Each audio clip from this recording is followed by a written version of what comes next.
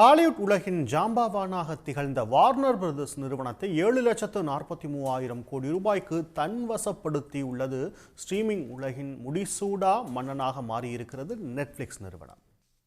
Hollywood திரைப்படங்கள் அறிமுகமான எவருக்கும் இந்த லோகோ பரிச்சயம். 1923ஆம் ஆண்டு ஹாரி, ஆல்பர்ட், சாம், ஜாக் வார்னர் ஆகியோரால் தொடங்கப்பட்ட இந்த நிறுவனம் 102 ஆண்டுகளாக தரமான படைப்புகளின் மூலம் உலகளவில் மக்களின் மனங்களில் நீங்கா இடம் பிடித்திருக்கிறது.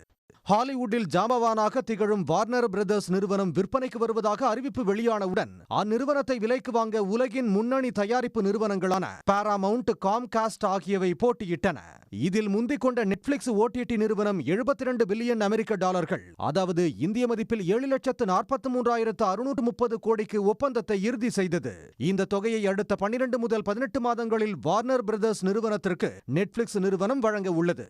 இந்த ஒப்பந்தத்தின் அடிப்படையில் வார்னர் பிரதர்ஸ் நிறுவனத்தின் ஸ்டுடியோக்கள் அவர்கள் தயாரித்த புகழ்பெற்ற திரைப்படங்கள், HBO மேக்ஸ் ஓடிடி தளம் ஆகியவற்றை நெட்ஃபிளிக்ஸ் நிறுவனம் கையகப்படுத்தியுள்ளது.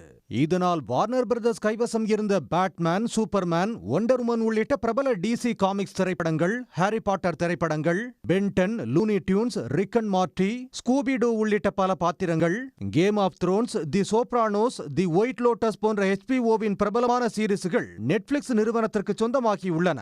ஓடிடி தான் எதிர்காலம் என்று உலகம் மாறிவரும் நிலையில் ஏற்கனவே 30 கோடியே 16 லட்சம் சந்தாதாரர்களை கொண்டுள்ள நெட்ஃபிளிக்ஸ் நிறுவனம் தற்போது வார்னர் பிரதர்ஸையும் வாங்கிவிட்டதால் உலகத்தில் வேறு எந்த ஓடிடி நிறுவனமும் நெருங்க முடியாத அளவிலான சந்தாதாரர்களை கொண்டுள்ள ஓடிடி நிறுவனமாக நெட்ஃபிளிக்ஸ் மாறும். 1997இல் வாடிக்கையாளர்களுக்கு அஞ்சல் மூலம் திரைப்படங்களின் டிவிடிக்களை அனுப்பும் டிவிடி வாடகை நிறுவனமாக நிறுவப்பட்ட நெட்ஃபிளிக்ஸ் இப்போது ஸ்ட்ரீமிங் உலகில் முடிசூடா மன்னனாக பரிணமிக்கிறது. உடனுக்குடன் செய்திகளை தெரிந்து கொள்ள சன் நியூஸ் பெல் ஐகானை கிளிக் பண்ணுங்க.